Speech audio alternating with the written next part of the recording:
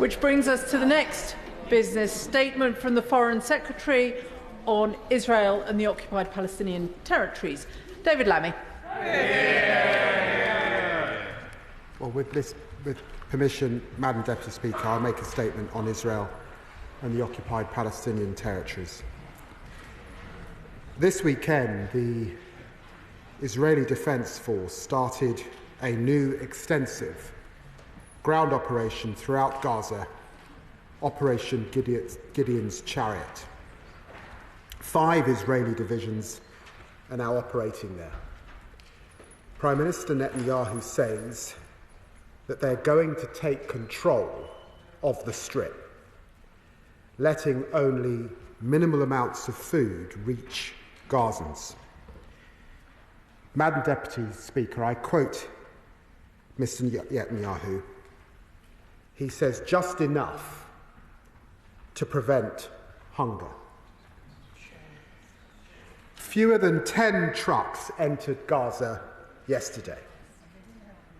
The UN and the World Health Organization have issued stark warnings of the threat of starvation hanging over hundreds of thousands of civilians.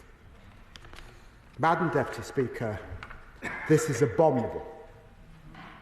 Civilians in Gaza facing starvation, homelessness, trauma, desperate for this war to end, now confront renewed bombardment, new displacement, and new suffering. And the remaining hostages, kept apart from their loved ones by Hamas for almost 600 days, are now at heightened risk from the war around them. Madam Deputy Speaker, 2 months ago, the ceasefire collapsed. Since then, the humanitarian catastrophe has rapidly intensified. For 11 weeks, Israeli forces have blockaded Gaza, leaving the World Food Programme without any remaining stocks. Israel has repeatedly struck hospitals, with 3 more hospitals in northern Gaza ceasing operations this weekend. Yet more aid workers and medical workers have been killed.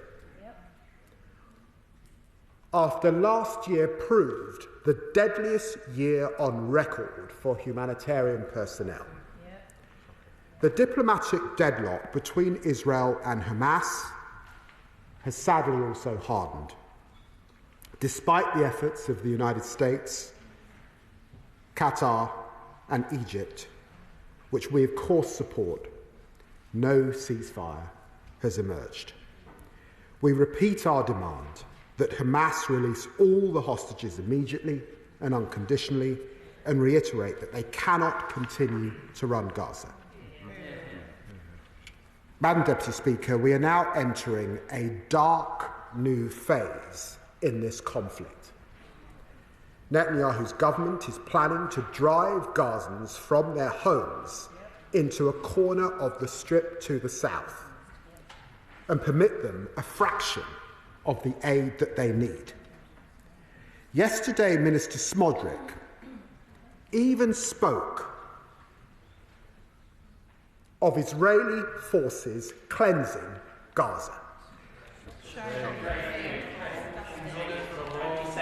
destroying what's left of residents, Palestinians, being relocated, he said, to third countries.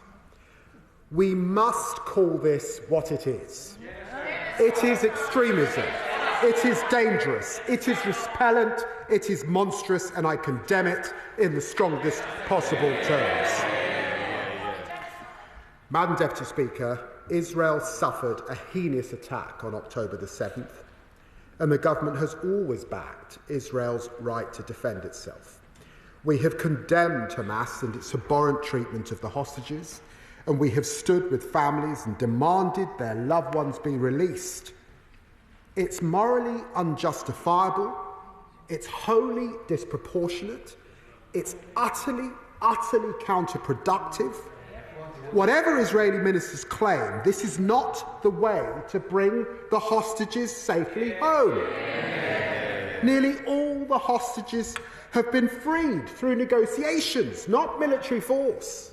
And that is why hostage families themselves and many other Israelis oppose this plan so strongly. Nor will this plan eliminate Hamas or make Israel secure. This war has left a generation orphaned and traumatised, ready for Hamas to recruit. As we learned in Northern Ireland, to defeat terrorists and their warped ideology, you cannot just rely on military might.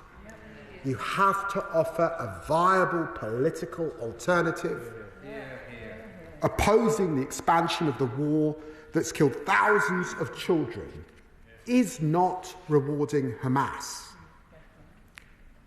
Madam Deputy Speaker, since entering office, we've taken concerted action in Gaza.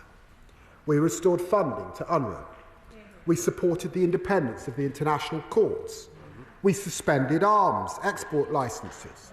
We provided food and medical care to hundreds and thousands of Gazans. We've worked with Arab partners on a plan to ensure a reconstructed Gaza no longer run by Hamas. And since Israel restarted strikes on Gaza, this government has demanded Israel change course. Privately, in my conversations with Foreign Minister Saar and Strategic Affairs Minister Dermot, publicly in repeated joint statements with my French and German counterparts, we've made clear that Israel's actions are intolerable. We have raised our concerns in the UN Security Council and before the International Court of Justice.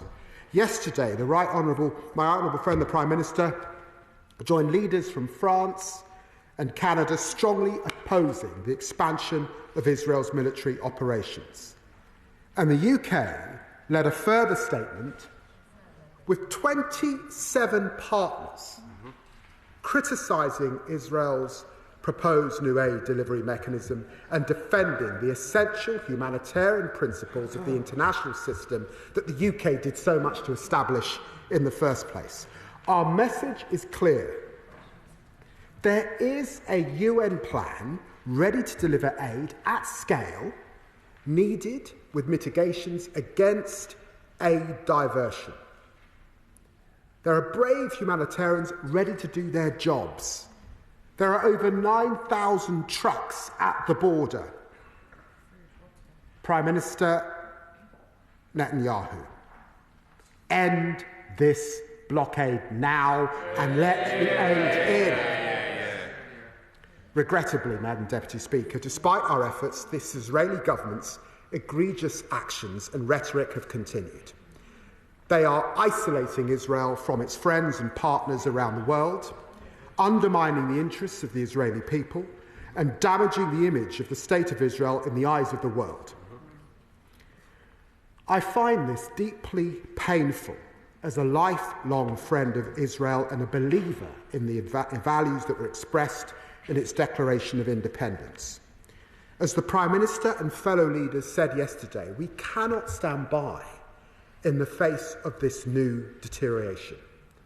It is incompatible with the principles that underpin our bilateral relationship, rejected by members across this House, and frankly, it's an affront to the values of the British people. Therefore, today, I'm announcing that we have suspended negotiations with this Israeli government on a new free trade agreement. We will be reviewing cooperation with them under the 2030 bilateral roadmap. The Netanyahu's government's actions have made this necessary, Madam Deputy Speaker. Today, my honourable friend, the Minister for the Middle East, is summoning the Israeli ambassadors to the Foreign Office to convey this message. I say now to the people of Israel, I want a strong friendship with you based on shared values, with flourishing ties between our people and societies. We are unwavering in our commitment to your security and to your future, to countering the very real threat from Iran, the scourge of terrorism and the evils of anti-Semitism. But the conduct of the war in Gaza is damaging our relationship with your government. And as the Prime Minister has said, if Israel pursues this military offensive, as it has threatened, failing to ensure the unhindered provision of aid, we will take further action in response. The UK, Mr. Speaker, will not give up on a two-state solution. Israelis living in secure borders, recognised and at peace with their neighbours, free from the threat of terrorism. Palestinians living in their own state, in dignity and security, free of occupation. The two-state solution remains the ideal framework, indeed the only framework for a just and lasting peace. But as the House knows, its very viability is in peril, endangered not only by the war in Gaza, but by the spread of illegal Israeli settlements and outposts across the occupied West Bank, with the explicit support of this Israeli government. There are now weekly meetings to improve new settlement construction. Settlement approval has accelerated, while settler violence has soared. Here too we have acted, repeatedly pressing for change in this course and direction, sanctioning 7 entities in October and signing a landmark agreement to bolster support for the Palestinian Authority when Prime Minister Mustafa visited London just last month. But here too we must do more. Today we are therefore imposing sanctions on a further 3 individuals and 4 entities involved in the settler movement. I have seen for myself the consequences of settler violence, the fear of its victim, the impunity of its perpetrators. Today we are demonstrating again that we will continue to act against those who are carrying out heinous abuses of human rights. Madam Deputy Speaker, despite the glimmer of hope from January's ceasefire, the suffering from this conflict has worsened. But January showed another path was possible. We urge Netanyahu's government to choose this path. The world is judging. History will judge them. Blocking aid, expanding the war, dismissing the concerns of your friends and partners, this is indefensible and it must stop. I commend this statement to the House. Shadow Foreign Secretary Priti Patel. Mr. Speaker, and I'm grateful to the Foreign Secretary for advance sight of his statement. The humanitarian situation in Gaza is appalling, and we continue to see the intolerable suffering of life being lost. A sustainable end to this terrible conflict is urgently and desperately needed, and that means the release of the remaining 58 hostages from the cruel Hamas captivity that we've all witnessed for too long. It means a significant increase in aid getting into Gaza. And it means a new future for Gaza, free from the terror and misery caused by Hamas, who bear responsibility for the suffering we've seen unfolding since the 7th of October 2023. Now, Madam Deputy Speaker, I'll take each of these 3 issues in turn. Firstly, on the hostages, can the Foreign Secretary explain what recent engagements he's had on trying to secure their release and return to their loved ones? Is Britain contributing to an overall strategy to free the hostages? Are we in the room for these critical discussions? Because we know the hard work that went into all of this at the beginning of the year. Secondly, on aid. I've been asking the government for clarity over the way it is using its influence to get aid in for weeks. On the 6th and the 14th of May, we questioned the Minister for the Middle East on steps being taken to unblock aid delivery. We've asked the government for details on the engagement it was having with Israel, what the response was to Israel's plans for an alternative aid delivery model, what practical solutions the UK has worked on with Israel to address their concerns about aid diversion, and no substantive answers were given. So what has the government been doing in recent weeks to facilitate the delivery of aid and find practical solutions with other countries to get aid in? Have the government just been criticising Israel, or have they been offering to work constructively to find solutions on aid delivery and securing a ceasefire? We see from the joint statement issued yesterday that the government and other international partners may not be supporting or participating in the aid delivery model proposed by Israel. So can the Foreign Secretary explain why that conclusion has been reached? If I can return to my statement, how does the non-participation help to get aid into Gaza and to stop the suffering that is being experienced by everyone? And while members shake their heads, we should be all focused on securing that. Members opposite should be ashamed of themselves, because the focus of this House should be on getting aid into Gaza. Because the UK, and I can speak as someone that has supported aid getting into Gaza and other humanitarian crises, and the member opposite might want to even intervene rather than calling me out and saying that my comments are shameful, because the UK has consistently been a leader when it comes to world aid delivery. So we should be at the forefront of finding practical solutions, supporting the delivery of aid of those in need. So has the Foreign Secretary, with the approach that he has just outlined towards Israel, done all he can to secure an increase in aid? And has the UK's influence actually fallen now when it comes to this entire aid discussion and also the dialogue we've had with Israel?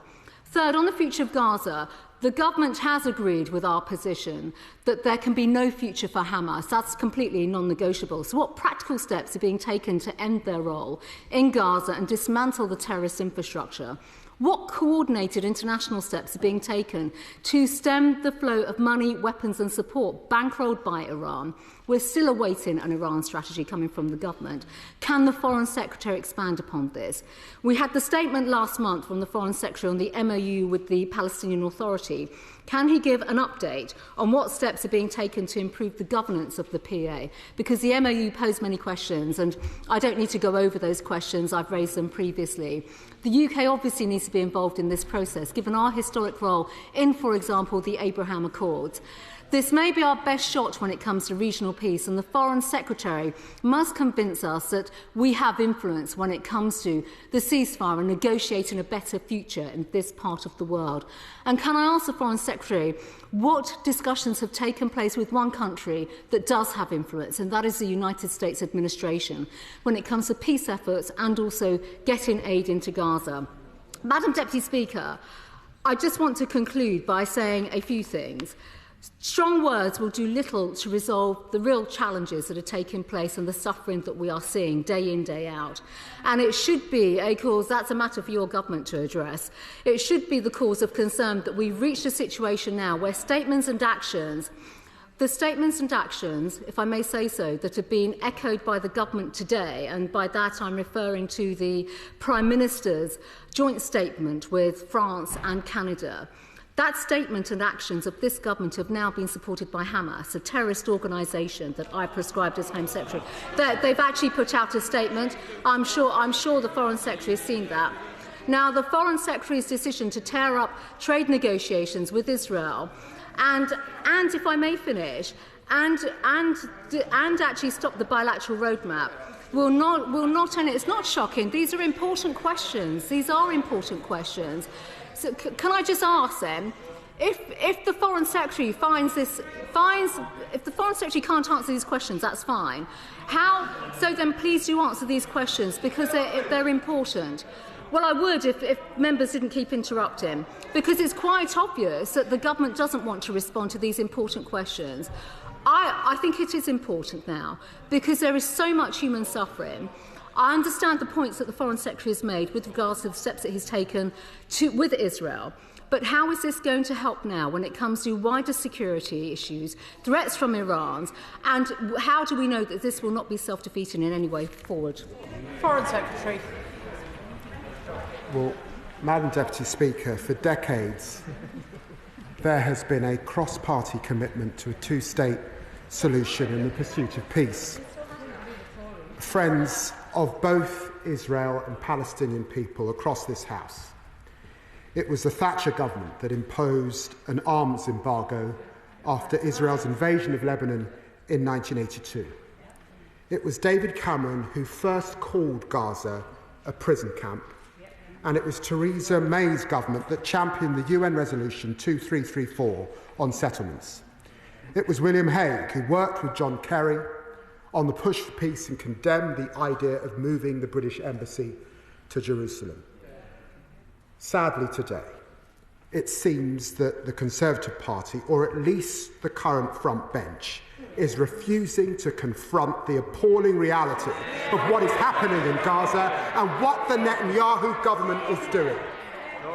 The Honourable Lady seems incapable of offering any serious criticism about the egregious actions by the Netanyahu government, unlike many honourable members, on her own side.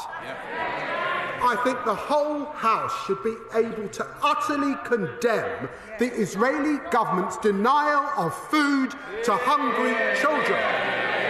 It is wrong. It's appalling. Will she condemn it? Well, the whole House has seen. Opposing the expansion of a war that has killed thousands of children is not rewarding Hamas. Opposing the displacement of hundreds of thousands of civilians is not rewarding Hamas. On this side of the House, we are crystal clear. What is happening is morally wrong, unjustifiable, and it needs to stop. And that's why we've taken the actions we have. She knows that hostage families are deeply concerned with what is happening. They're deeply concerned with their loved ones. She knows that. She knows that we oppose the blockade on aid. Does she? It wasn't clear from her statement whether she does oppose the blockade of aid to children. And she should note, our diplomats led that call, 27 countries joining us, to condemn what is happening and stand on the side of truth and history. What a shame she couldn't bring herself to do so today. Yasmin Qureshi. Yasmin. Madam Deputy Speaker, I welcome the Foreign Secretary's statement in the Chamber today. Just last week, the UN humanitarian chief, Tom Fletcher, warned that the Security Council must act decisively to prevent genocide, and that today, he said, 14,000 babies could be dead in the next 48 hours. The level of destruction we have seen of the Palestinian people and their land is remarkable. Now, Israel has shown it will not respond to diplomatic appeals. What we need now is continuation of full arms embargo, sanctions, accountability of war crimes, immediate recognition of the State of Palestine, and the return of UNRWA. And can I ask the Foreign Secretary what additional steps he's going to be taking in order to starve off this genocide? Foreign Secretary. Well, can I say to the Honourable Lady, I draw her attention to the announcement that I've made today on further sanctions, building on the announcement I made back in October. It's very important that we send a clear message to Israel that they should allow a full resumption of aid into Gaza immediately, that they should enable the UN and the humanitarian organisations to work independently and impartially to save lives, reduce suffering and maintain dignity. And she will have noted the coordinated statement of 27 countries, including Canada, Denmark, Finland, France, many others, that came together to make their views crystal clear about what we now see happening and what we expect to see happening and the further action that will have to take place if we don't. Lib Dem spokesperson Calum Miller. Thank you, Madam Deputy Speaker. I also thank the Foreign Secretary for advance sight of his statement. And I know that he, like me, has been horrified by the scenes coming out of Gaza. Tom Fletcher, the UN's humanitarian chief, has indeed highlighted and predicted the imminent death of thousands of infants without immediate aid, and said that the amount of aid entering the Strip is but a drop in the ocean. Let us be clear.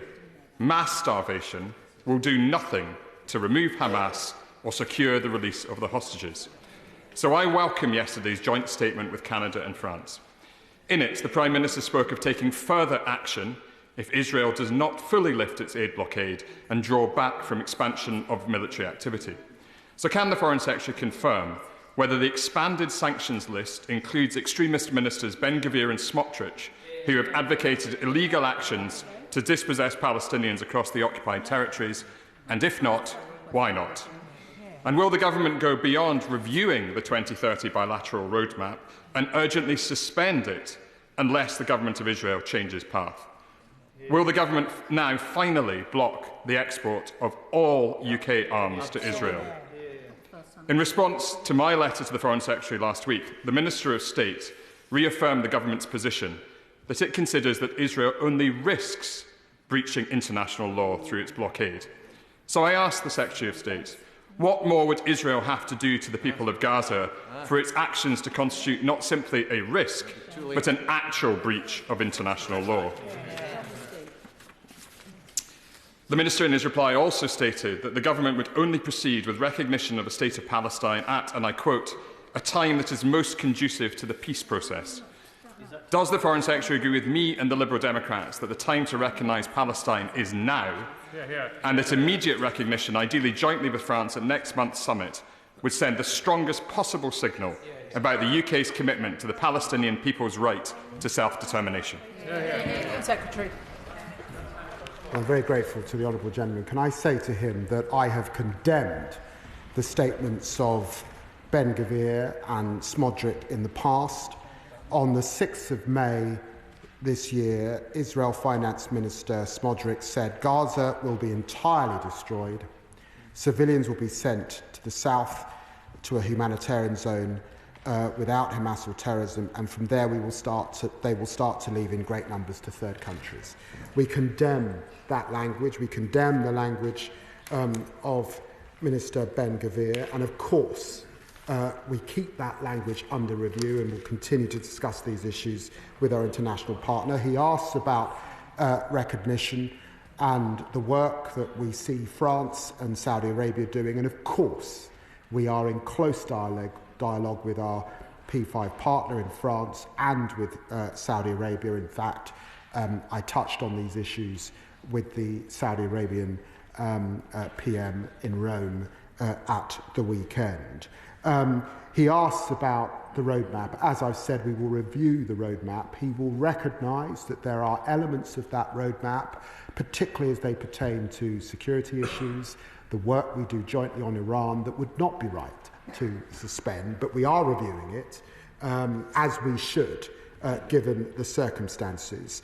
And I have said time and time again that we have suspended arms sales that could be used in Gaza, notwithstanding those that we must necessarily retain, that particularly pertain to the supply chain on F-35s and their use in warfare in other theatres with which we have an interest.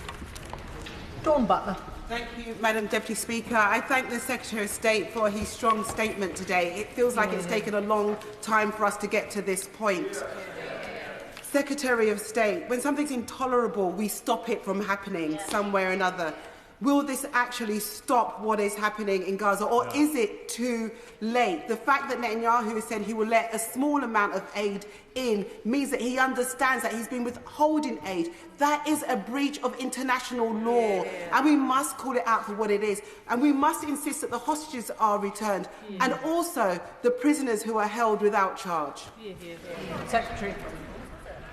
Well, the Honourable Lady rightly praise and aid international humanitarian law, and she knows that because we in this country were one of the great architects of that international humanitarian law, we have to stand by it. And when we see it breached, we have to call it out.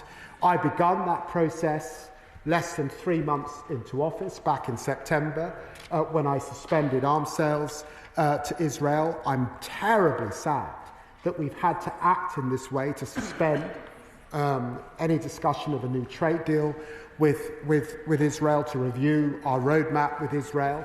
And it is deeply worrying that 3 leaders came together to have to put out the statement they did to make it crystal clear that the actions that are taking place must now come to an end, or there will be further acts to bring this war to an end. We will do all we can. Mark Pritchard. Madam Deputy Speaker, can I welcome the Foreign Secretary's statement today? I think this is the strongest statement that I've heard in this House in recent times on this issue. And can I welcome the actions and the sanctions that have been announced today, and I hope the Government will continue to keep those under review and take further measures if necessary. Is it not now increasingly clear that the Israeli Prime Minister has misled the US President over allowing aid back into Gaza? 10 trucks is a perverse and pathetic token. And does the Foreign Secretary agree with me that the Israeli Prime Minister is in real danger of taking both the American people's support for granted and the support of the US President for granted? Well, I noted reports today of deep frustration in the US administration in relation to what they are seeing. And certainly President Trump has said that this war is just going on too long. And I think he said that again last week on his own visits to the Middle East. I note the Honourable Gentleman's tweets, and he's been raising these issues. Is he as concerned as I am about the position of this front bench? Florence Eshalomi. Thank you, Madam Deputy Speaker, and I thank the Foreign Secretary for his statements today, and I agree with him in that January did provide that very small window and glimmer of hope. Hope for the innocent civilians who continue to be bombed for many months. Hope for the innocent hostages who just want to be reunited with their families. Hope that was withered away by the Netanyahu government who broke that ceasefire. And the Foreign Secretary is right in that the world is watching. The world is also watching us as a UK Parliament. The UK is legally bound to prevent acts of genocide. Does the Foreign Secretary agree with me that we must have clear and tangible consequences for Israel if they continue to use blatant disregard for international law and using food and aid as a weapon of punishment? Secretary. Well, it is because of those very same issues and my concern that the denial of essential humanitarian assistance to a civilian population is unacceptable and risks breaching international humanitarian law that I suspended arms back in September. I want us to get back to a ceasefire. I want us to get back to diplomacy. There can't be a role for Hamas, but there can never be a role for using food as a tool of war. Malthouse. Madam Deputy Speaker, the anger and the outrage of the Foreign Secretary is appreciated by us all, and I sense that it is genuine. But he knows as well as I do that the Israelis couldn't give a damn what he says in this chamber, or indeed for the statement. And as he will know, since that statement is issued, dozens of Palestinians have been killed, and there have been voices of defiance from the Israeli government. Now, the statement mentions the taking of concrete action. I'm not quite sure what the trigger for that is, and many of those in this chamber have been trying to spur the government into taking action over the last few months. We've tried anger and outrage and got nowhere. We've tried shaming ministers into action and got nowhere. So maybe we need to beg. Does the front bench need us to beg for the lives of those Palestinian children before they'll trigger this concrete action, whatever it might be? I'm begging the Foreign Secretary to pluck up all his moral authority and courage, stand up in government against the blockage in Downing Street, and please try to save these children's lives as soon as possible. Foreign Secretary. Well, I listened carefully to what the Honourable Gentleman says, and I just want to take issue with the way he began his question. I think it's wrong. It's wrong to characterise the whole of Israel in the way he did. It's not the Israelis couldn't give a fig what's said from this front bench. That is not the case. Our issue today, and why I've taken the decisions I've taken about a new free trade agreement, about a review of the roadmap, and why I've announced further sanctions, is because of the position of this Netanyahu government and the language that we see from these ministers. And it was why I was so shocked that his own front bench couldn't stand up and find their own moral authority. I am proud of what we have done since coming to government, right from the beginning. I want to see an end to this war. He knows that, and our diplomats are doing all they can to try and use our lever to bring this war to an end. Abtisam Mohamed. Thank you, Madam Deputy Speaker. I welcome the Foreign Secretary's very strong statement today and thank him for his work on this matter. The Foreign Secretary confirms the words of Minister Smotrich that Israel's goal is to destroy everything that's left in the Gaza Strip. Smotrich has also said that Israel will carry out the conquering and cleansing of the Gaza Strip. Prime Minister Netanyahu has praised these words, saying that Smotrich was speaking the truth. This is effectively an explicit admission that Israeli officials intend to carry out ethnic cleansing. Foreign Secretary, what are we doing to satisfy our obligations of the Geneva Convention to prevent a genocide from taking place, and why are we not sanctioning Minister Smotrich? Foreign Secretary. Our obligations were met under our legislation to ensure that none of us are complicit in any acts that breach international humanitarian law when I suspended arms back in September. And she will remember many of us were in opposition, were surprised and shocked that the last government had failed to do that. So our obligations were met. But they weren't satisfied. They weren't satisfied because the war still goes on. And that is why, working with international partners, I have announced further measures today. It's why we continue to discuss these issues with the Israeli government. And it's why my honourable friend has summoned the Israeli ambassador to make our position crystal clear. Right honourable members will see that there are in the region of 70 members wishing to contribute. This is a very important statement, and equally there is important business to follow. You may all help each other by asking short questions. Stephen Flynn. Right. Thank you, Madam Deputy Speaker. No pressure. To see the Foreign Secretary finally find some fire in his belly on this issue was certainly most appreciated, but long overdue. But ultimately, as has been mentioned earlier, the government is still a block to action. So would he support this House being given a vote on whether we support the work of the ICJ and the ICC or not? This House being given a vote on whether we will recognise the State of Palestine, and this House being given a vote on ending all arms sales to Israel. Secretary. What can I say to the honourable gentleman? I've had fire in my belly since the day I was born in the Whittington Hospital in North London. Be sure of that. This House led the call for the international criminal architecture that we have, and we will continue, and successive governments have, to support that international architecture. Paul Wall.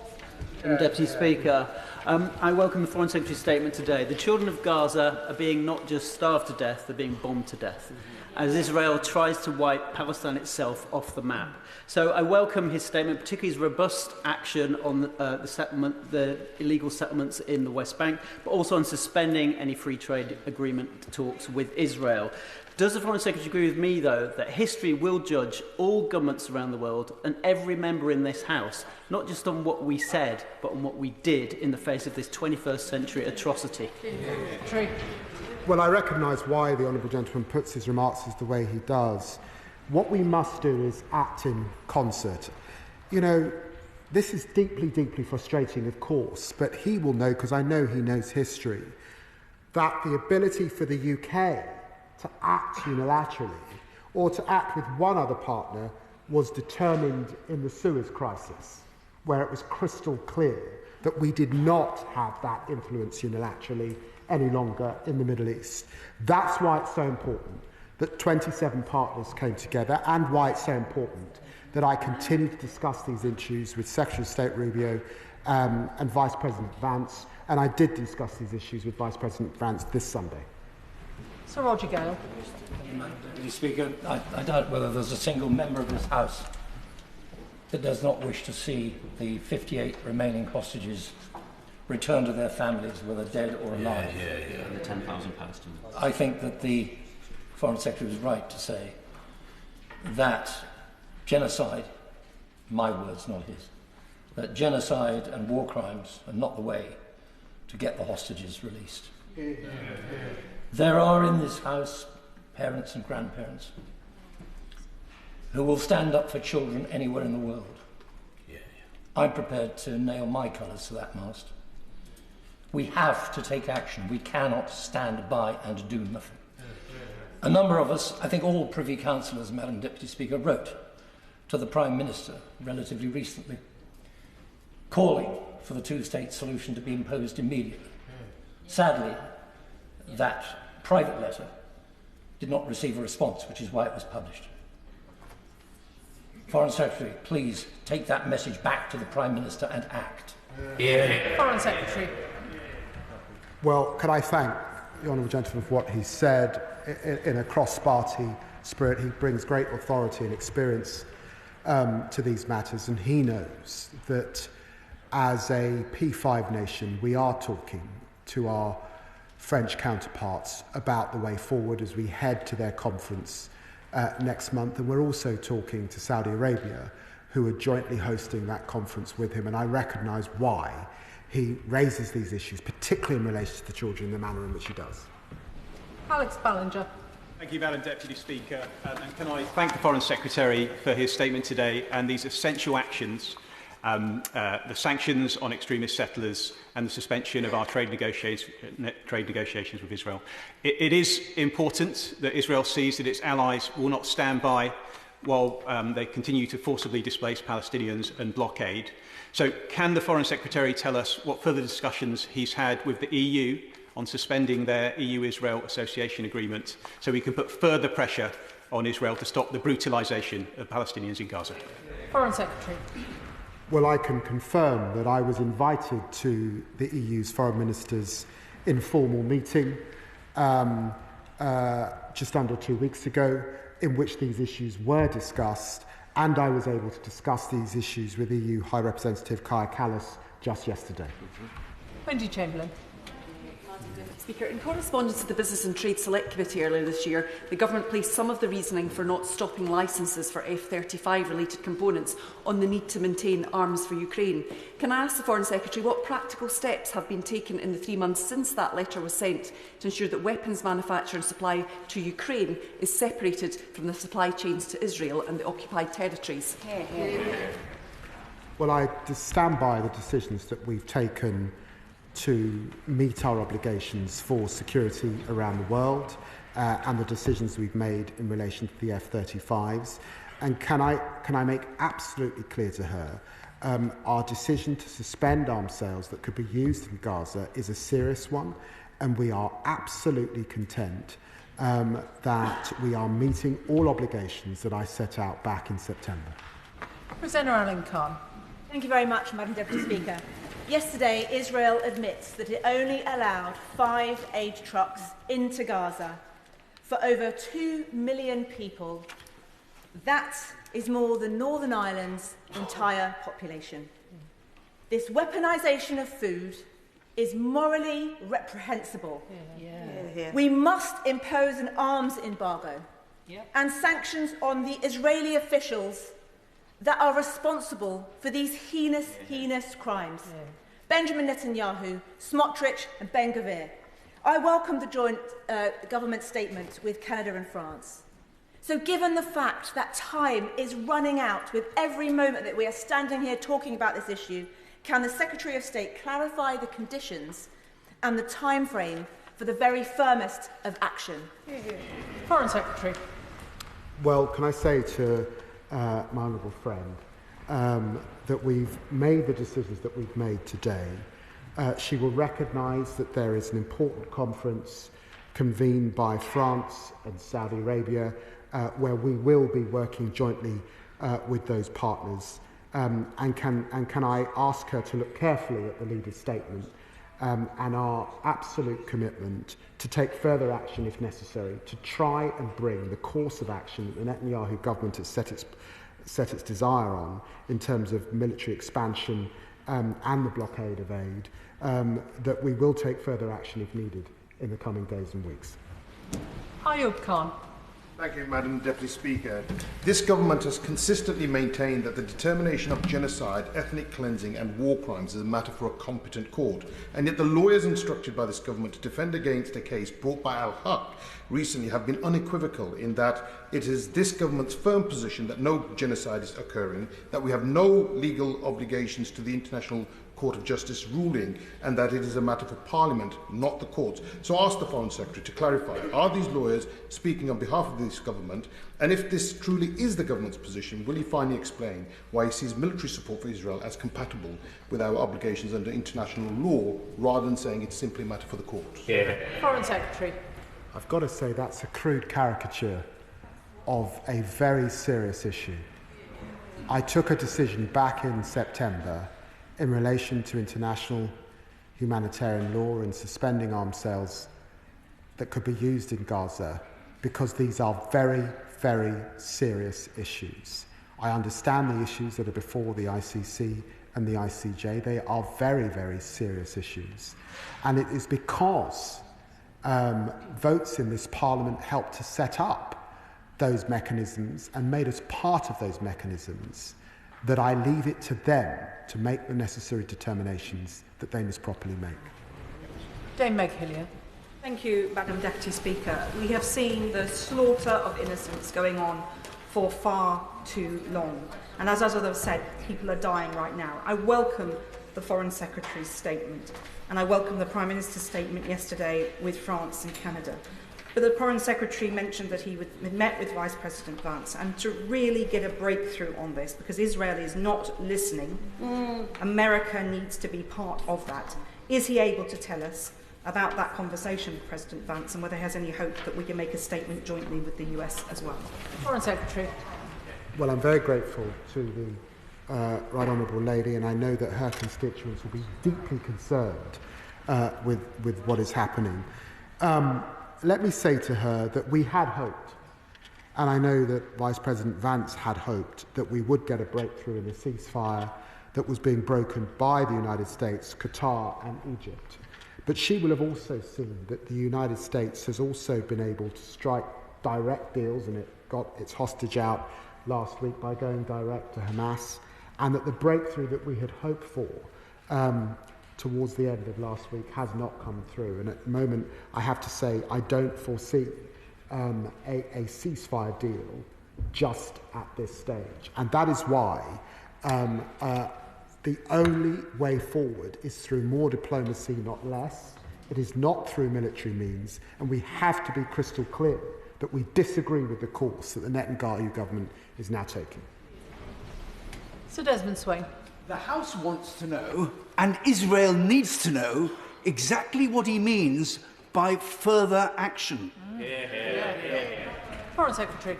I would ask him to consult the Oxford Dictionary and look at the two words. Naj Shah. Madam Deputy Speaker.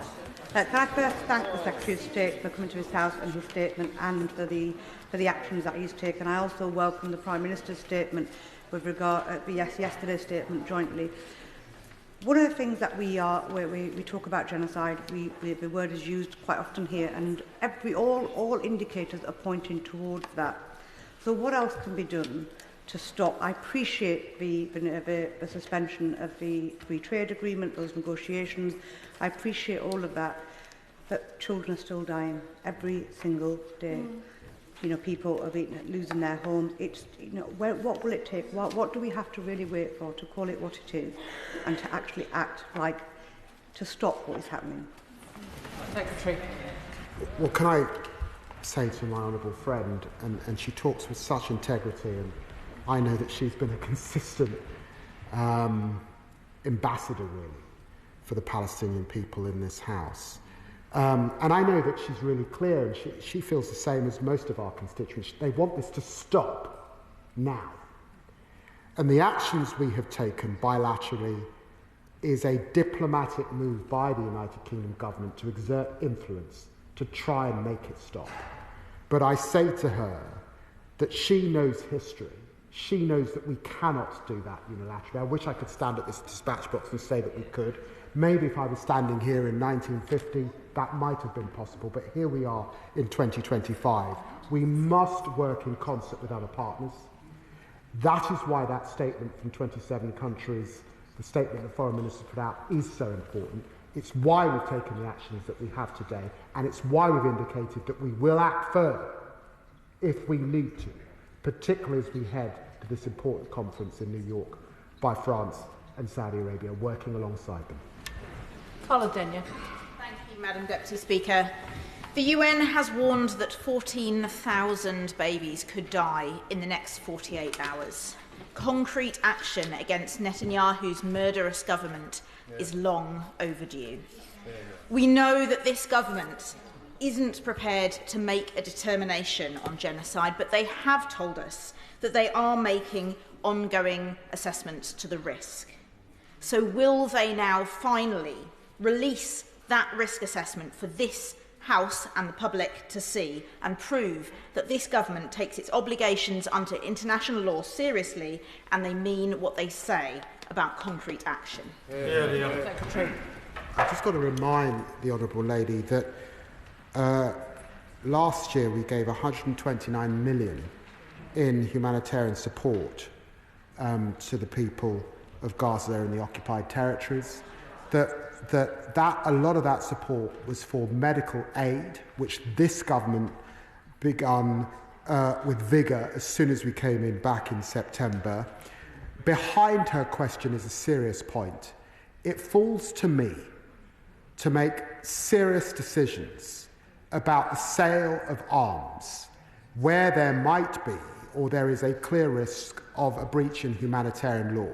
I took that decision in September. It's a quasi-judicial decision, and it's one I take very soberly and very seriously, and that has continued to be the position since September last year. Melanie Ward. Thank you, Madam Deputy Speaker, and I welcome today's steps forward, particularly on trade. The fact that we are on the brink of the ethnic cleansing of the Palestinians is such a collective global failure. It betrays words. And I want to ask, unlike the Shadow Foreign Secretary, will the Foreign Secretary confirm the UK's total opposition to Israeli plans to replace humanitarian NGOs and the UN with mercenaries? And in relation to the important statement by the UK, France and Canada threatening further important multilateral action if Israel does not stop, can I ask, what is the red line? We've been here before with the Rafah offensive, when the international community said it would stop Israel and it did not. Gaza is out of time. Well, I'm very grateful to my honourable friend. Let me be crystal clear. This government opposes Israel's model for aid. We believe it does not respect humanitarian principles. It cannot deliver aid effectively at speed or at the scale required. It's wrong and it's dangerous to the humanitarian system. Martin Vickers. Thank you, Madam Deputy Speaker. Earlier, the Foreign Secretary used the phrase morally wrong, and I entirely agree with that, and it's equally morally unacceptable, the original Hamas massacre. I'm sure we can all agree on that. But could I take him back to the issue of recognition? I'm one of the members who's previously supported recognising the state of Palestine. Can I suggest that if there were a free vote in this House, there would be an overwhelming support for that, something that would give the government moral authority to take even more robust further action? Could I suggest that they might take that course of action? I'm grateful to the honourable gentleman. UK bilateral recognition is the single most important action the United Kingdom can take with regard to Palestinian statehood. And that's why it's important for us to get the timing right and to work with partners as we consider these issues very closely. I've talked about the international conference and the implementation of the two-state solution in June. We will, of course, be in attendance at that conference and are talking with our partners about it. They will have heard what he has said. Abtisam. Deputy Speaker, I welcome the Foreign Secretary's statement and also welcome last night's collective statement. However, repeated strong words without action now ring hollow. Netanyahu's government continues with starvation and killing of innocent Palestinians. Foreign Secretary, suspending trade negotiation and other steps that you announced today will not stop the killing of innocent Palestinians. We are dealing with an extremist right-wing Netanyahu's government. Concrete steps are overdue to uphold our humanitarian commitments. When will you, Foreign Secretary, impose a full arms embargo on Israel and also recognise Palestine? Well, can I say to the honourable gentleman that we have imposed a ban on arms sales for the eastern Gaza. We did that in September, and I know that his constituents will care a lot about the war in Ukraine and other conflicts across the world, and therefore he will recognise the decision we made, particularly in terms of the F-35 supply chain, and his points around recognition, the whole House will have heard. Monica Harding. Thank you, Madam Deputy Speaker. Can I welcome the Secretary of State's statement today? And can I also start by paying tribute to the humanitarian workers in Gaza who are risking their lives in order to help the Palestinian people today? Madam Deputy Speaker, the very powerful words by our own UN humanitarian chief have already been referenced today, that 14,000 babies need food within the next 48 hours or face starvation. He also said that we have not moved fast enough in the past in the face of other war crimes. Starvation is a weapon of war and is against humanitarian law. The Secretary of State has said that he will not stand by and that unless aid gets in, the government will take consequential action. So how quickly will the government take action to save the lives of those Palestinian babies? Well, can I say to her that 430 aid workers have been killed. Gaza is the deadliest place on earth for humanitarians. She's absolutely right to recognise those tremendous aid workers. Let me just also reference the medical workers who have lost their lives. Absolutely appalling, the loss of life and the children. And we will continue to do all we can to bring this to an end. Alex Sobel. Thank you, Madam Deputy Speaker. I'm sure that we're all absolutely horrified to see the Israeli government creating a mass starvation event in Gaza, that we're seeing the language of the Gaza plan, which talks about the concentration of the Palestinian people in the south of Gaza, and even against its own citizens, arresting 9 Israeli citizens, including civil society leader Alon Lee Green, who was here, I was hosting him here last week in Parliament, and not yet releasing them from arrest. Does the Foreign Secretary agree with me that this is a deliberate and systemic attempt to destroy the Palestinian people in Gaza? And isn't it time that instead of sanctioning those taking orders, we sanction those giving the orders in the Israeli government? Well, I say to my honourable friend, and I know that he too has consistently raised these issues, the abandonment and the displacement of Gazans to this small strip is just entirely unacceptable.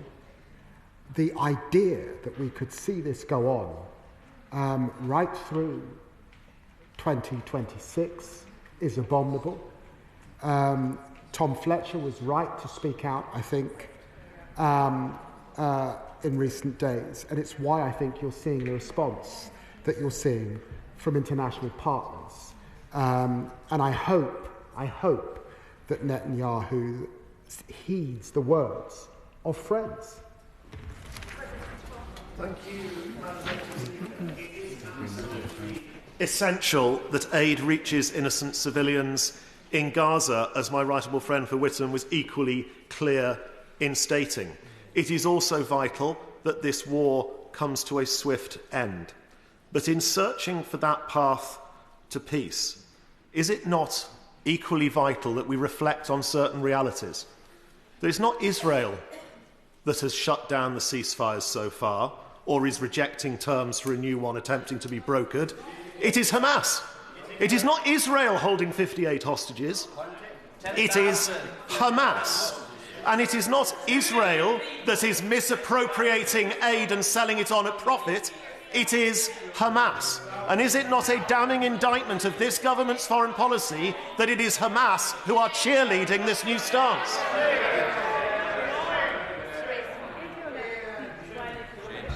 Well, can I say to the honourable gentleman that I don't think I've been at this dispatch box on the 6 occasions that statements have been made on this subject when I have not condemned Hamas. I have not condemned what they did on October the 7th. I have not condemned those that are keeping hostages. And let me be clear, I actually believe Hamas are holding hostage the Palestinian people. But just as you can hold that, you can also hold in your heart and in your mind that it is morally reprehensible to continue this blockade, to reduce 400 humanitarian aid points to 4. This is impossible, it's intolerable, and of course the United Kingdom must speak up against it. Thank you, Madam Deputy Speaker. It is welcome that I believe the Foreign Secretary has listened and heard the strength of feeling on this side that more needs to be done. And I believe that he is more in tune with the families of the hostages who were at the border yesterday protesting what the Israeli government is doing and who should get our solidarity for their work standing up to Prime Minister Netanyahu.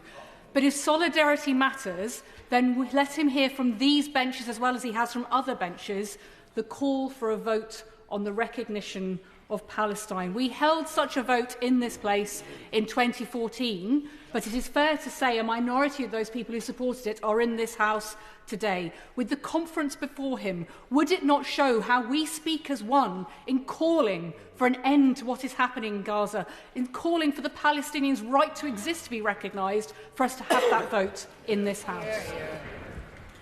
Well, can I say to my honourable friend, the British people made a determination when they voted Labour at the last general election, and she knows that in our manifesto we committed to Palestinian recognition in the right circumstances. I've said a lot about the conference, and she will no doubt read a lot about the conference that is coming up on a two-state solution, and I do think that given that we're only days away, that is what should concentrate minds at this time. Colleagues can see by just looking around the chamber that not everybody is going to get in, and this statement's been already going on for an hour. I'll try and go fast, but I need your help with short questions and shorter answers. Jerry Corbyn. Thank you, Madam Deputy Speaker.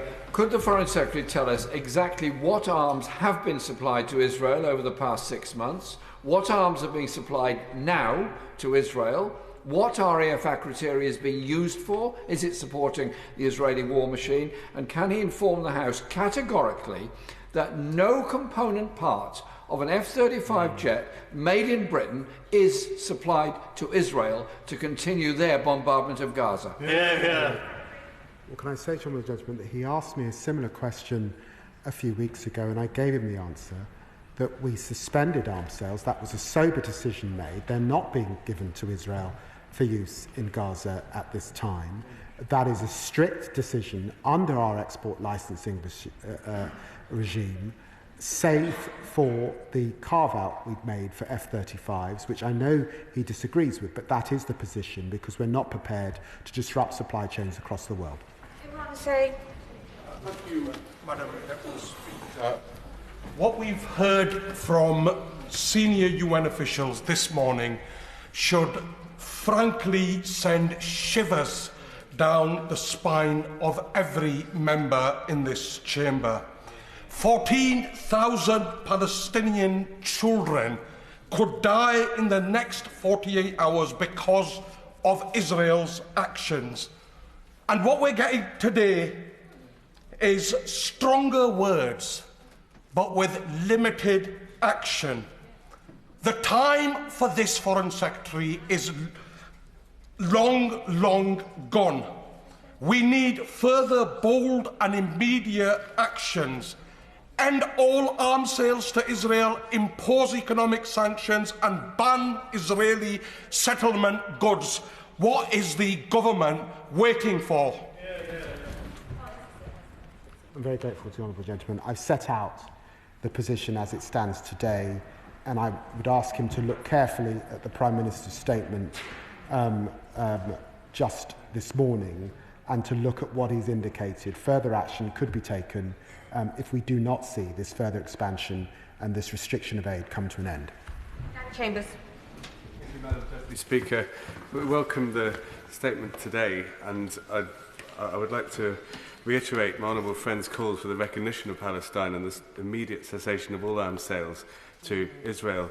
But as important as these are, given that the UN has said 14,000 children and babies may die within the next 48 hours, I would like to reiterate what many members have asked here today, is what is the concrete action that can be taken against an illegal blockade that is preventing medicine and food getting to these people? Does it include, with our allies, for example, airdrops of aid? Can I say, when the honourable gentleman says what is the concrete action, the concrete action is really straightforward, that Netanyahu stops.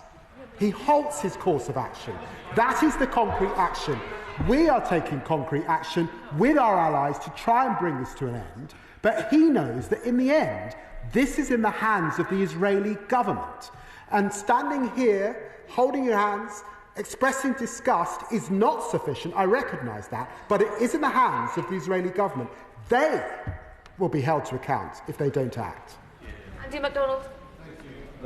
Deputy Speaker, I very much welcome the tone and content of the Foreign Secretary's statement. I sincerely wish it had come a long time ago, but I've got to tell him on the issue of British arms, they're still getting through in vast quantities to Israel to wreak havoc. The question is, will what he says stop the genocide? For months, the government has claimed it cannot make an assessment whether there is a serious risk of genocide, as it is waiting for a determination by the courts.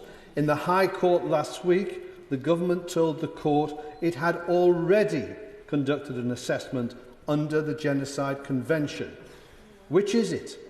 Has a determination been made? And if so, does he want to correct the record? Can I say to him that arms are not getting to Israel that could be used in Gaza? He will recognise that the United Kingdom is a very small supplier in percentage terms of Israel arms, so I can't account for other countries, and other countries have not made the decision that we have made. And I stand by the assessments that I have made that led to me suspending arms. Harry Wilson. Madam Deputy Speaker, the House has debated this issue for many months now, in fact well over a year, on a regular basis. Yeah.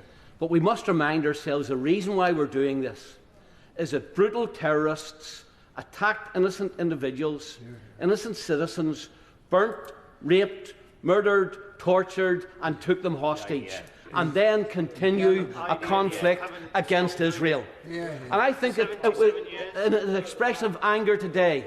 The Minister could have been much more balanced. Instead of talking about attacking hospitals, why isn't he condemning the terrorists who use the hospitals for bases, knowing the consequences? Instead of talking about the lack of aid, why is he not recognising aid is given and the fact that that aid must not be allowed to be abused by terrorists in Israel? And his message should be... Order! Our constituents are watching. Foreign Secretary. On every occasion that I have stood at this dispatch box on this matter, I have raised the reprehensible behaviour on October the 7th, and I have also raised the reprehensible behaviour of Hamas. And I've done that today, and I'll do it again. Slaughter. Thank you, Madam Deputy Speaker. The atrocities happening in Gaza and the West Bank, and those even worse which are threatened, amount to the worst attack on Palestinians since the Nakba 77 years ago. Will he give pause to the Netanyahu regime by imposing sanctions on its ministers and banning trade with illegal settlements? And will he give hope to the Palestinian people by recognising the state of Palestine now? I won't comment on any future sanctions, except he will know that we keep these issues under review, and he will have seen the Prime Minister's statement on these matters a few moments ago, and indeed his statement alongside the Canadian and the French leaders as well. And I know that he's been a long campaigner of the second issue. His views are very well known. Thank you, Madam Deputy Speaker. The Foreign Secretary talks of children orphaned, but if the 14,000 babies that are at risk of death comes true, it would wipe out an entire generation. And we've also seen families burned alive in tents in events that have shocked the world. Enough is enough, Foreign Secretary, and I'd like to join the Right Honourable Member for North West Hampshire in begging you in my knees if I need to take more action. I accept there are more settlers that have been sanctioned, but it has to be time for the Israeli government to face those sanctions. Please can the Honourable Member confirm that this is actively being explored? Well, I've said what I've said from the dispatch box, and we've taken further action today. Let us see tomorrow what that yields. Zara Sultana. Thank you, Madam Deputy Speaker. Between October and December 2024, the government approved over £127 million in export licences to Israel, exceeding the combined total under the Tories for 2020 to 2023. These licences, granted after the government's so-called temporary suspension, include components for lethal F-35 fighter jets. Jets Israel is now flying at 5 times the usual rate, decimating Gaza. Children are starving, families have been wiped out, hospitals destroyed. Yet the government in court claims that there is no evidence Israel targets civilians. The Foreign Secretary is personally responsible and refuses to ban all arms sales to this genocidal state. So, like many across Britain, I have to ask the Foreign Secretary, how do you sleep at night?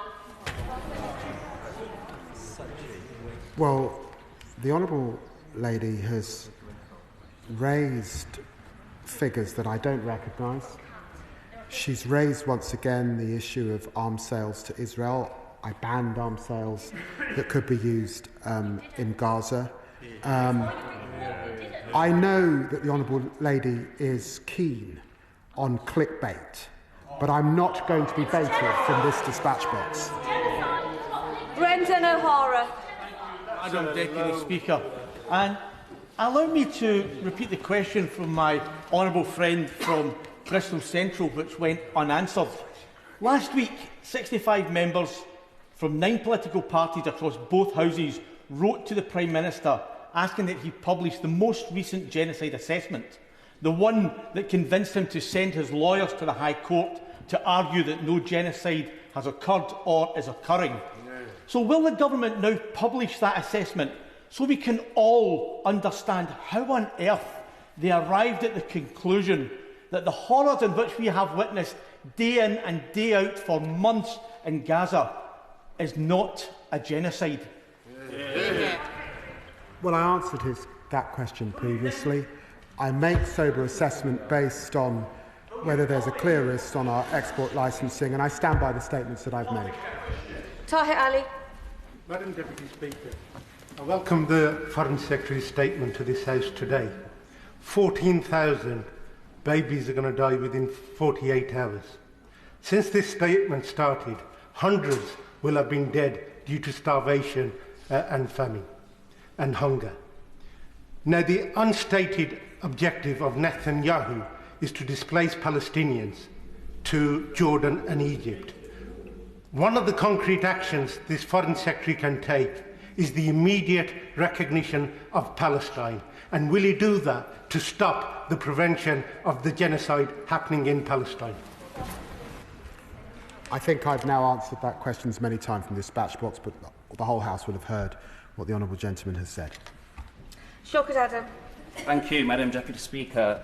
I too cautiously welcome the Foreign Secretary's passion at any statement, albeit a little bit late for 51,000 Palestinians, but nonetheless welcome. On his statement, the Foreign Secretary talks about the suspensions of negotiations on new trade deals. Would a suspension not be more effective on existing trade deals? And if indeed the Foreign Secretary believes the behaviour of the Israeli government is abominable, can I ask why a government minister parted with the Israelis just last week while 370 Gazans were massacred and the world was mourning for them? Does that not undermine trust in the UK's role in this conflict? Well, I said before to the honourable gentleman, I do think it's important that we make a distinction between the Israeli people and the current direction of the Israeli government. And I insist that we must be precise in our language on that point. Trickett. The situation in Gaza is utterly intolerable, and the Foreign Secretary convinced the House of his passion, his anger, his indignation.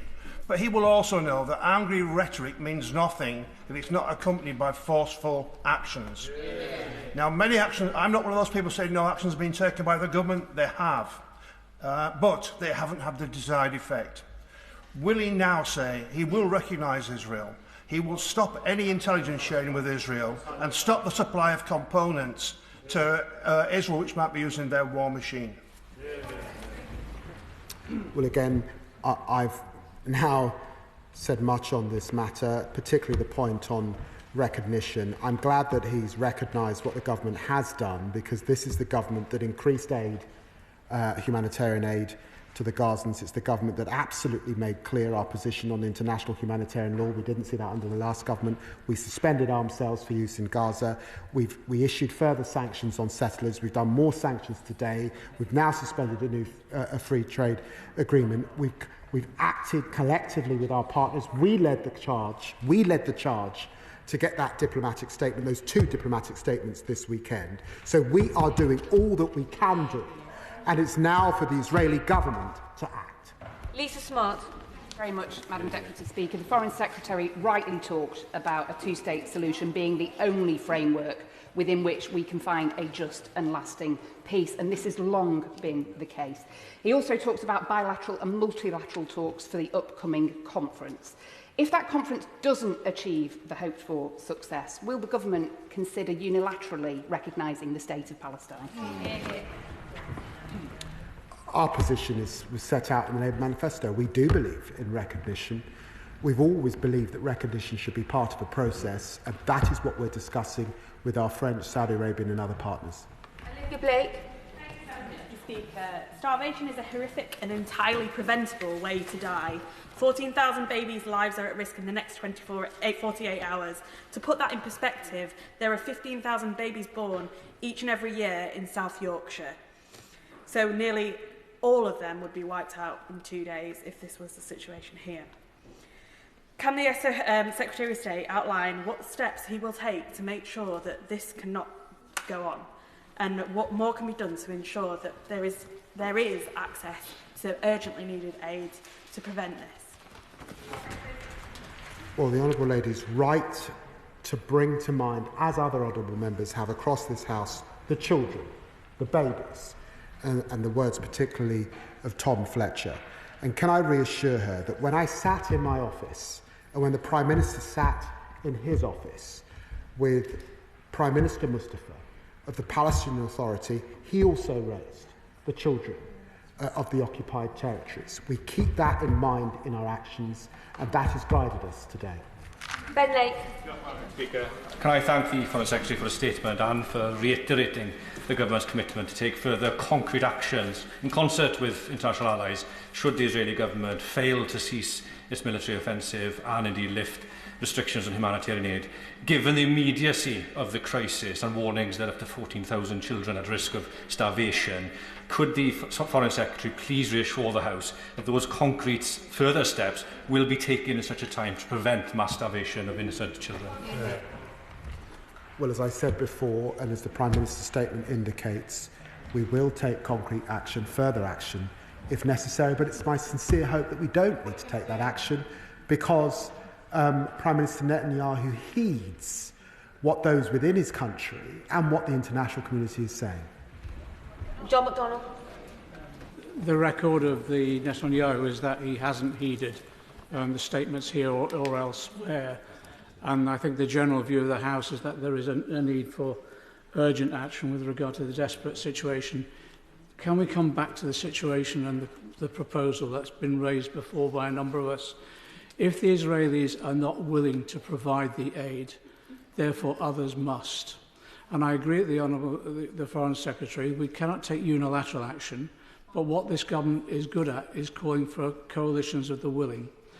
Can we put on the table now that we call for a coalition of the willing to come together to set a deadline for the Israeli government to deliver the aid, or failing that, we will start taking action where we will start delivering aid by air or sea or whatever other method we can use? Well, can I say to the Honourable Gentleman that those 27 partners that we orchestrated, Australia, Belgium, Canada, Denmark, Estonia, Finland, France, Germany, Iceland, Ireland, Italy, Japan, Latvia, Lithuania, Luxembourg, the Netherlands, New Zealand, Norway, Portugal, Slovenia, Spain, Sweden and the EU are a coalition of the willing. Our diplomats did that in the last few days. Can I also say to him that yes, airdrops if necessary, working particularly with our Jordanian partners, but he knows that airdrops are not the way to feed the people of Gaza at this point. It is by ending the blockade. Mohamed. Thank you, Madam Deputy Speaker. I also welcome the statement from the Foreign Secretary and the change in tone. However, I'm disappointed to note that the actions announced relate to new trade deals. Last week was the 77th anniversary of the Nakba, Arabic for catastrophe, which commemorates the murder of over 15,000 Palestinians and the illegal forced displacement of more than 750,000 Palestinians from their homes during the establishment of the State of Israel. But the Nakba was not a one-time historical event. It accelerated a process of dispossession, erasure, violence and ethnic cleansing against the Palestinian people, which began under British colonial rule, and the current genocide in Gaza is just the latest of this in this process. So will the Foreign Secretary now take this opportunity on the 77th anniversary of the Nakba and the ongoing starvation of 2 million people today to end all existing military, economic and diplomatic support for Israel as a matter of legal obligation to ensure the UK is no longer complicit in Israel's grave violations of international law? Well, as I said before and I'll say again, the Palestinian cause is a just cause, and that is why we are opposed to the further displacement of the Palestinian people, to those in the Israeli government that talk about cleansing and driving people out from their land. And I repeat that we stand by a two-state solution. Very grateful, Madam Deputy Speaker. And can I thank the Foreign Secretary, my right honourable friend, and the ministerial team that I know have done so much work to get the statement out and other deliverables. But given what we've heard, 48,000 babies in the next 48 hours about to lose their life, hundreds of Palestinians slaughtered in the last overnight. What are the red lines and what is the time frame for action? If babies have only got 48 hours, it needs to be in that order. Well, the Honourable Lady will have heard what I've said from this dispatch box. She will have seen the efforts of the diplomatic community to come together, and she will know that the United Kingdom is not able to act unilaterally and affect decisions in Israel, but we must take the steps we can take with others, and we are doing that. But she's absolutely right to call to mind those children, and particularly those who may lose their lives in the hours ahead of us. George. Thank you, Madam Deputy Speaker. Although it's long overdue, I warmly welcome the sentiment behind the Government's announcement today. Along with the Honourable Member for Leicester South, we visited Israel and the occupied Palestinian territories last month, and what we saw there was absolutely shocking. Others have described it as apartheid. I think it's actually worse than that. Now, the Foreign Secretary has said that the question of the recognition of the Palestinian state is one which is stuck in a process, but can he not at least today accept that he can recognise the right of Palestinians to statehood and democracy. What we're discussing with France as a member of the UN Security Council, a permanent member of the, is how we can actually affect things on the ground. He will recognise that others have recognised a Palestinian state, but we would not be having this debate if it had affected things on the ground.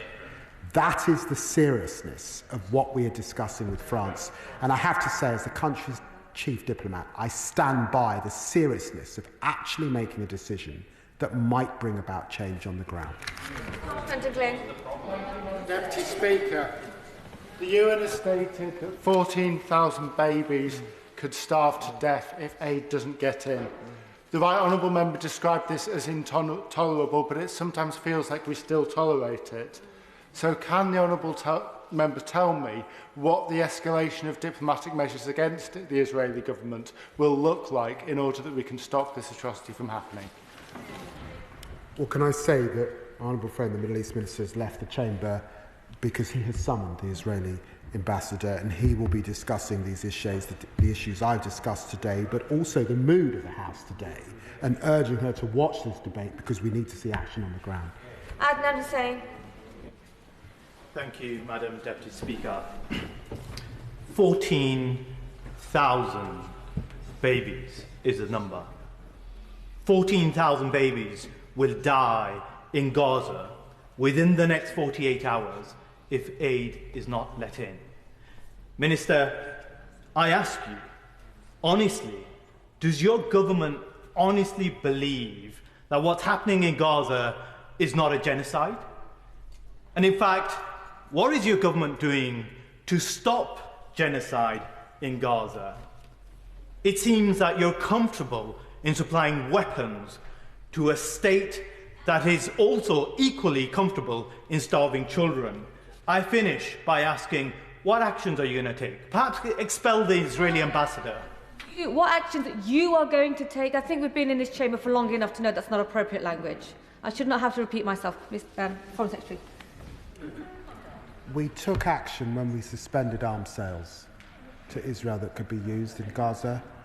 We did that back in September, and I would urge the honourable gentleman to look at the remarks I made then and to recognise that decision that was made by me and this government. Thank you, Madam Deputy Speaker. I welcome the Foreign Secretary's statement today and the suspension of trade talks with Israel and further sanctions on Israeli settlers. But in the horror of Gaza, it is clear that the Israeli government is not listening to the exhortations of the international community and that it is very unlikely to listen to this further action today. So I want to press the Foreign Secretary.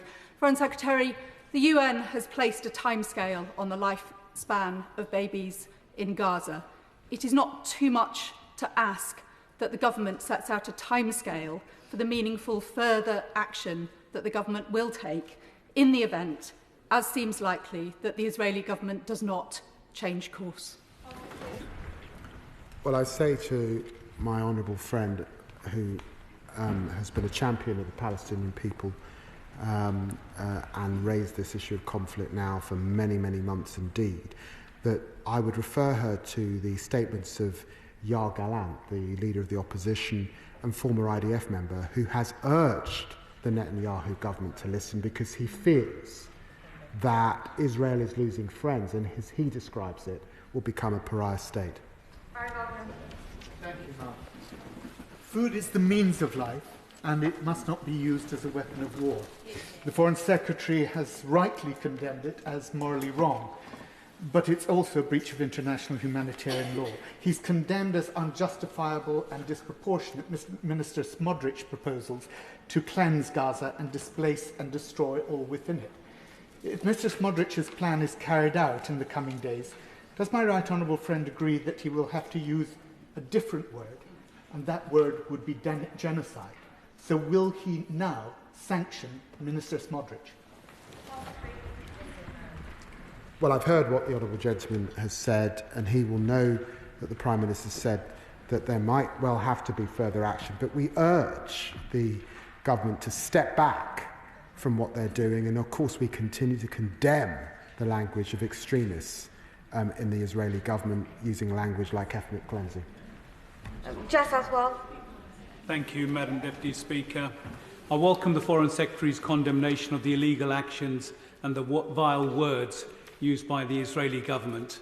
It's heartening and humane to hold Israel accountable for its slaughter of innocent Palestinians, withholding of aid, settler expansion and shameless plans to, and I quote, conquer, cleanse and stay in Gaza.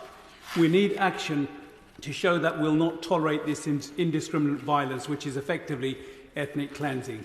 Does my right honourable friend agree that our next step should be to recognise the state of Palestine, and could he please outline what actions he will take to stop the impending death by starvation? Well, my honourable friend's question mirrors that, I think, across this House, a concern for children, the issue of recognition, and of course the action, not I suspect just by the United Kingdom, but the action that is necessary from the international community.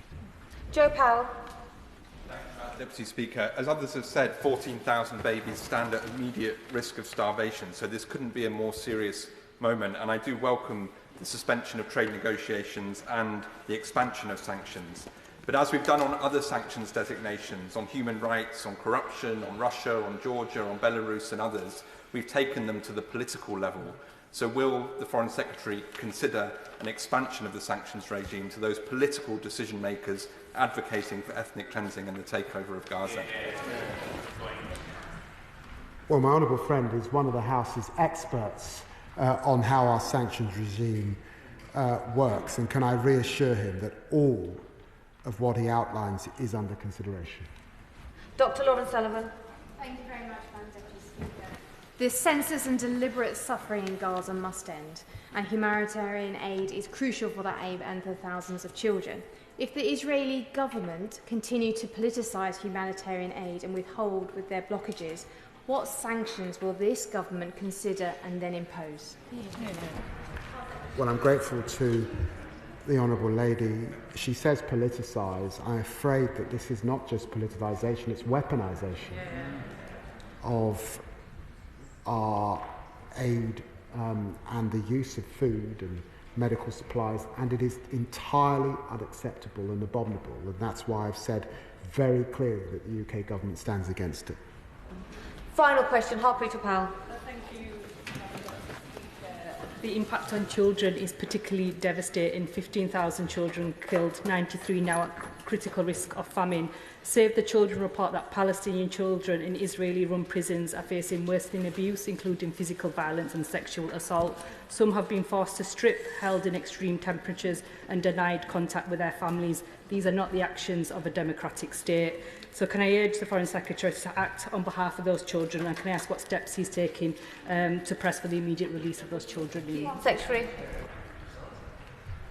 Well, I'm very grateful to the Honourable Lady for raising this issue, because when considering those assessments under international humanitarian law, I particularly paid regard to the way that detainees are treated and the clear risk that there are some breaches of international humanitarian law in this area. So she's right to call to mind those children who may be detained and the human dignity that all children, wherever they are in the world, deserve.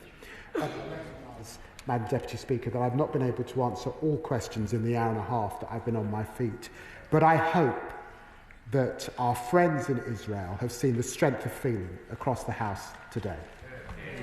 That concludes the statement. Point of order, Mark Pritchard. Thank you, Madam Deputy Speaker. On a point of order, I think today we've had the heaviest hint from any British government minister, from the Foreign Secretary, that ahead of the Palestinian state discussions led by Saudi and France at the UN in June, that the British government is on its way to recognising a Palestinian state, which I would welcome.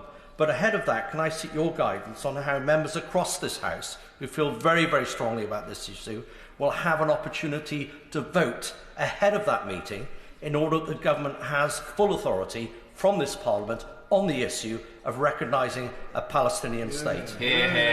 I think the honourable member knows that point of order is not a matter for the chair, but actually an issue for the government, and no doubt the Foreign Secretary and the front bench have heard and will respond in due course. Point of order, keep to Malthouse. Grateful, Madam Chair. In furtherance to the point of order by my honourable friend for the Wrekin, I wonder if you could remind the House what the process is for us obtaining an emergency debate under Standing Order 24 on the basis that this situation is so dire and so acute that a number of us may wish to apply for such a debate. I think the honourable member, he and I both came into Parliament together. He knows the process for SO 24. He does not need me to remind him of the process. He will get much advice from the Speaker's office, and no doubt the strength of feeling has been heard repeatedly and by the 2 points of order by the Foreign Secretary and the Treasury on the front.